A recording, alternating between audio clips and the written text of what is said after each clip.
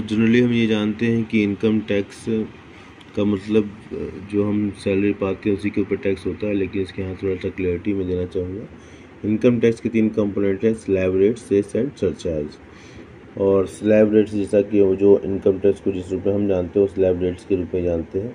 तो tax is divided into different categories based on income level, जबकि cess और surcharge भी इसी इनकम टैक्स के पार्ट हैं।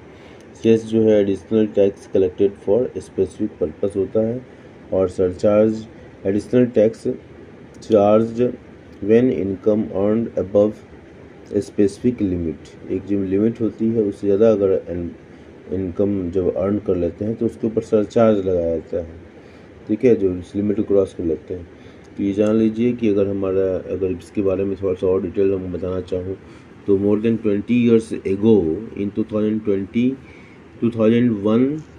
2001 cess and surcharge accounted for 7.5% of the total of the GTR, जैसे gross tax revenue का 20 साल पहले 2001 के आसपास की बात बता रहा हूँ, 7.5% था।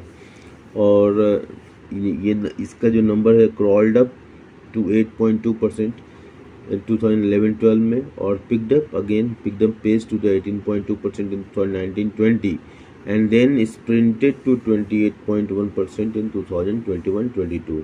तो ये हमारा जो एक छोटा सा इतिहास मैंने शेयर करने का प्रयास किया। तो ये पहली बात, तो ये जो बहुत ही इम्पोर्टेंट मुझे लगा कि आई शुड शेयर दैट कि इनकम टैक्स जिस रूप में हम समझते हैं वो केवल इसी रूप में समझते हैं, स्लैब रेट के रूप में समझते हैं, जबकि इनकम टैक्स के कंपोनेंट स्लैब रेट, सेस और सरचार्ज तीनों होते हैं। Thank you.